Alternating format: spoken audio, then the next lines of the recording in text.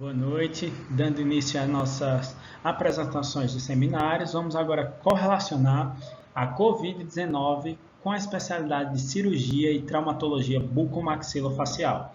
Eu sou Rodolfo Ferreira Lima Vilela, residente em cirurgia e traumatologia bucomaxilofacial do Hospital Universitário Walter Cantillo, vinculado com a UFC, e juntamente com o estagiário do nosso serviço, Antônio Ítalo, nós vamos desenvolver e falar um pouco sobre a relação da COVID-19 com a nossa especialidade.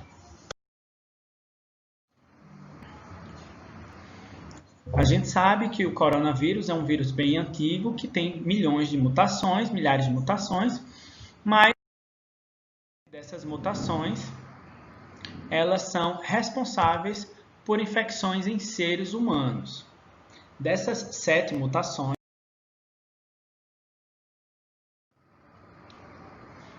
as 4 primeiras,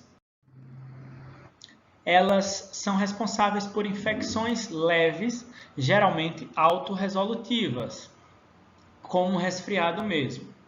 Já as 3 mais recentes, elas possuem algumas sintomatologias e complicações mais severas em humanos. No caso da MERS-CoV, que é o coronavírus da síndrome respiratória do Oriente Médio, onde acometeu aí países do Oriente Médio, como Arábia Saudita, Malásia, Jordânia, que surgiu em 2014 e foi responsável por 238 casos nesses países, onde ocorreram 92 mortes pela MERS-CoV, que é o coronavírus da síndrome respiratória do Oriente Médio. Já a SARS-CoV, a síndrome respiratória aguda grave, ela foi detectada pela primeira vez na China, em 2012, e acabou se espalhando por 29 países, sendo relatados mais de 8 mil casos, onde desses 8 mil casos tiveram 774 óbitos. Então, quando a gente fala aí na SARS-CoV-2, que é o vírus responsável pelo coronavírus 19, a COVID-19, nós abordamos a seguinte epidemiologia. No caso, a gente tem uma hipótese sobre a transmissão humana do coronavírus 19, onde a partir de uma mutação do coronavírus em morcegos, ele utilizou um reservatório, o vírus utiliza um reservatório animal intermediário, provavelmente o pangolim, para aí chegar nos seres humanos e tornar uma infecção humana. Quando a gente fala da epidemiologia, a gente sabe que o primeiro caso de coronavírus de Covid-19 foi diagnosticado no dia 31 de dezembro de 2019, lá em Wuhan, na província de Hubei, na China. E se a gente for atualizar todos os casos na China até hoje, até esses meados de agosto de 2020, tiveram-se 84.849 casos confirmados, sendo 4.634 óbitos. Quando a gente fala em mundo, nós já temos mais de 22 milhões de casos confirmados, sendo 788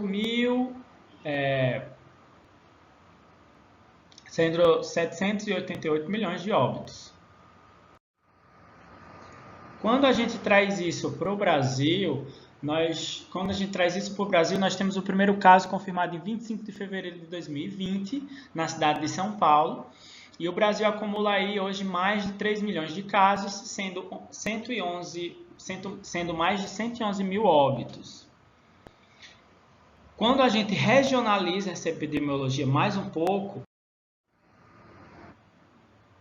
nós chegamos ao Ceará, então, com mais de 188 mil casos confirmados, sendo 8.163 mortos, sendo o primeiro caso no Ceará diagnosticado em 15 de março de 2020 na cidade de Fortaleza.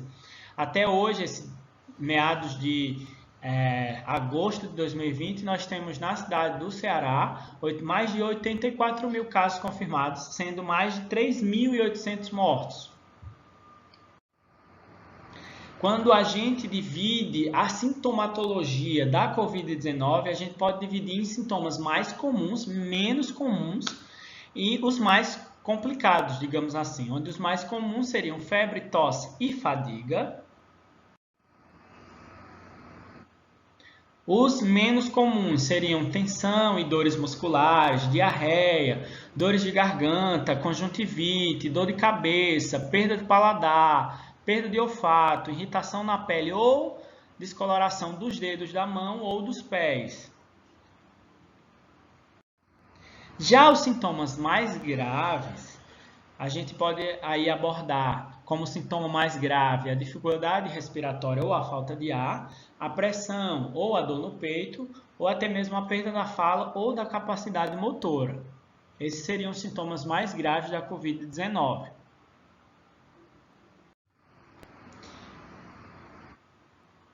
E agora nós precisamos relacionar a Covid-19 com a nossa especialidade, que é a cirurgia e traumatologia bucomaxilofacial.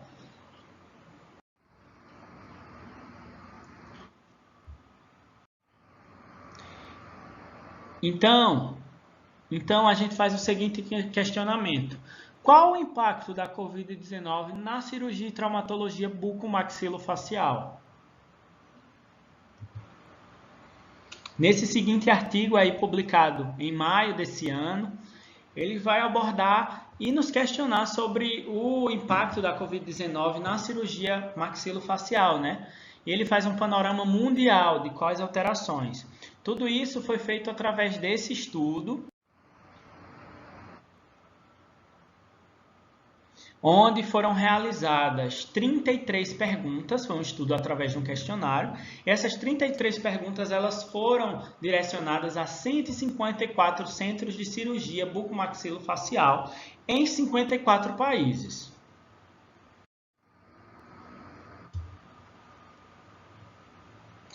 Esse questionário ele foi dividido em 3 etapas, onde as primeiras perguntas eram referentes às informações gerais dos centros de serviços.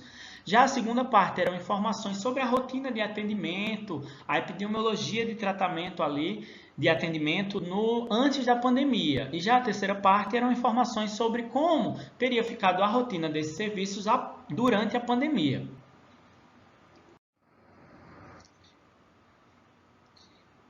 Como forma de resultado, a gente sabe que 154 desses centros de cirurgia e traumatologia bucomaxilofacial, 82% continuaram funcionando durante a pandemia, porém com a diminuição de fluxo.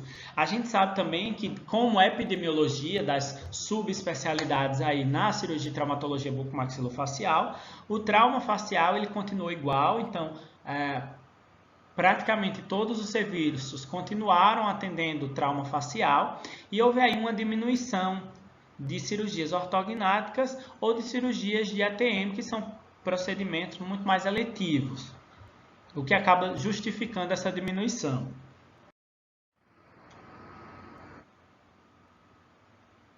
Desses 154 centros de cirurgia e traumatologia bucomaxilo, 57% apontaram que não receberam nenhum tipo de tratamento, nenhum tipo de guidelines ou nenhum tipo de EPI diferente para funcionar. Então, não teria nenhum tipo de plano estratégico para que eles funcionassem durante uma pandemia, independente se é a pandemia coronavírus ou algum outro tipo de pandemia. Eles afirmaram também que a média de staffs nos serviços eram de 28 antes da pandemia e acabaram diminuindo aí para 11 durante a pandemia, tendo um horário diferenciado de atendimento e diminuindo assim a sua equipe. Então, como conclusão, a gente pode abordar que as condições inseguras de trabalho, por falta de guidelines ou de protocolos estratégicos e também de EPIs, acaba deixando o cirurgião mais suscetível à contaminação por coronavírus 2019. A maioria dos serviços ele continuou funcionando, o que é um ponto positivo, já que isso acaba impedindo o colapso nos sistemas de saúde ao redor do mundo. E ainda ele traz como conclusão que se faz necessário a criação de um protocolo de segurança para o atendimento desses profissionais durante pandemias globais. Então, é necessário que o cirurgião esteja pronto para lidar com esse tipo de problema. Além disso, a gente traz um novo questionamento. O que a gente pode associar de saúde na cavidade oral com alguma severidade de complicações da Covid-19? a gente traz aí um artigo bem bacana, publicado agora em 2020, agora recentemente, em junho de 2020, onde ele faz um questionamento sobre se existe uma associação da saúde oral com a severidade das complicações da Covid-19. A gente sabe que a cavidade oral ela é um reservatório para patógenos respiratórios.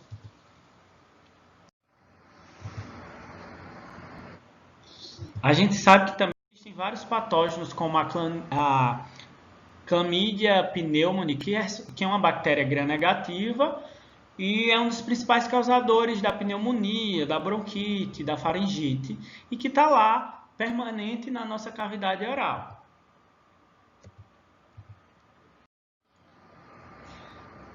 Então, a gente sabe que essas colônias bacterianas permanentes na nossa saliva, elas vão passar por uma translocação para o aparelho respiratório inferior.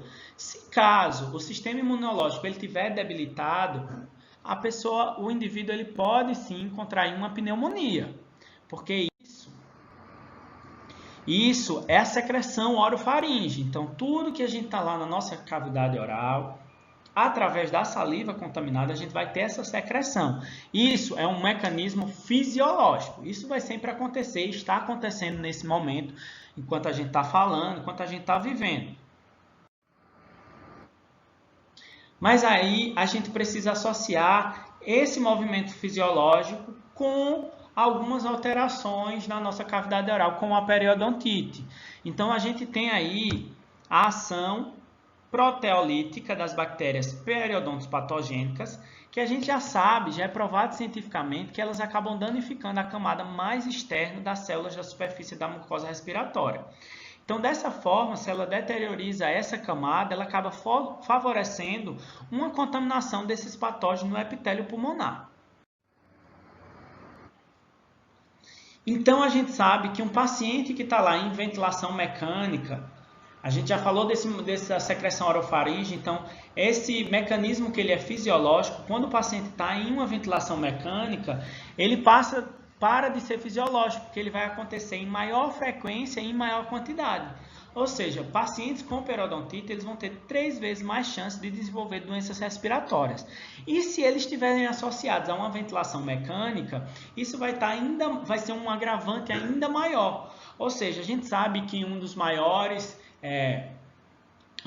problemas na Covid-19 é exatamente a deteriorização do sistema respiratório. Então, se a gente tem ali um potencial agravante nesse sistema respiratório, como a periodontite, por causa dessa secreção orofaríngea que vai estar aumentado, a gente tem aí um possível aumento nessa complicação de um sistema respiratório que já vai estar debilitado pelo Covid-19.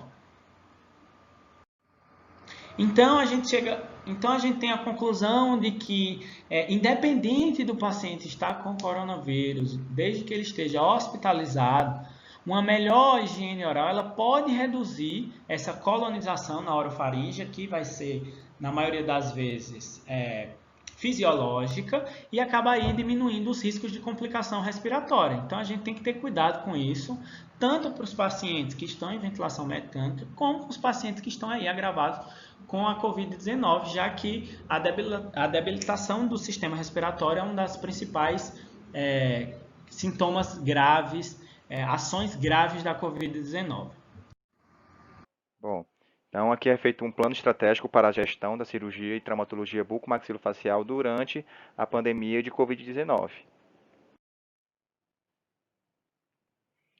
Então, esse presente artigo, ele vai trazer algumas medidas que é realizado durante o atendimento aos pacientes que são suspeitos de Covid-19 ou até mesmo positivo. Então, é realizada uma triagem preliminar cirúrgica, no qual investiga o histórico epidemiológico do paciente, características clínicas e temperatura na busca de sintomas relacionados à Covid-19. Sem indícios de sintomas da Covid-19, esse paciente é feito exames pré-operatórios de rotina, no mesmo, incluindo rotina de sangue, tomografia computadorizada de tórax e teste de função respiratória. Se o paciente der uma histórica epidêmica positiva ou tosse, febre ou sintomas respiratórios, o mesmo é encaminhado para o Centro de Triagem de Tratamento de Covid-19, no qual será feita algumas abordagens específicas para esse paciente positivado. E dentro do plano estratégico para essa gestão de cirurgia, foi citado dois métodos que seriam bastante interessantes ao serem aplicados, que é o one person ou single room, que é uma pessoa só ou um quarto isolado, uma pessoa em um quarto isolado, que seria o quê? Que seria justamente para esses pacientes COVID-19 suspeitos ou positivos ficarem em isolamento, que é para evitar esse contato desses pacientes positivados com outros pacientes que não são, e também com outros acompanhantes. Então, são duas medidas bastante viáveis em prol de evitar essa contaminação para outras pessoas, para outros pacientes, para outros acompanhantes. Durante os procedimentos cirúrgicos, é indispensáveis os itens de proteção individual. Então, máscara N95, roupas de proteção descartáveis, protetores de calçados descartáveis, propés, óculos de proteção ou face shield são itens que são indispensáveis para a proteção do profissional e até mesmo do paciente. Então, outras medidas adicionais seriam inclusas para aumentar essa proteção e, consequentemente, diminuir esse risco de contaminação. Então, diminuir a quantidade de material utilizado durante a cirurgia, se proteger de sangue ou secreções, se atentar para a liberação de fumaças e aerosóis produzidos por aparelhos eletrocirúrgicos, utilizar sempre máquinas de sucção potentes. Então, isso são algumas medidas adicionais que seriam interessantes adotarmos durante o procedimento cirúrgico para, assim, evitar uma contaminação, uma possível contaminação. Então, aqui trago um checklist de alguns requisitos para níveis de proteção de médicos ou cirurgiões dentistas, em várias ocasiões, no caso de abordagem a pacientes. Então, antes do procedimento, durante e após os procedimentos, sejam eles em pacientes normais, pacientes com traqueostomia ou pacientes suspeitos, é utilizado a máscara cirúrgica. A N95 vai ser utilizada em pacientes, no caso, que fazem uso de traqueóstomo, ou pacientes que sejam suspeitos ou COVID-19 positivo. O uso de óculos de proteção ou face shield é utilizado em todas as ocasiões, antes do procedimento, durante e após, em pacientes normais, em pacientes que fazem uso de traqueostomia e pacientes de suspeitos ou COVID-19 positivo. O uso de luvas descartáveis, também será um método utilizado em todos os casos, antes da cirurgia, durante e após, seja ele em paciente normal, ou seja, aquele paciente que não tem suspeito de COVID-19, em paciente com traqueostomia ou em paciente que seja um COVID-19 positivo. No caso, o uso de gorro é um método utilizado em todos os casos, antes, durante e após as cirurgias, em pacientes que são normais, né, aquele paciente que não é suspeito, ou em paciente que faz uso de traqueostomia, ou em paciente que é suspeito de COVID-19.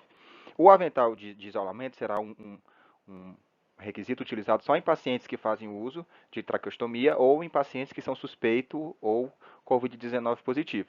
A roupa de proteção, que é algo mais uma proteção maior, vai ser utilizada em pacientes que são suspeitos ou COVID-19 positivo.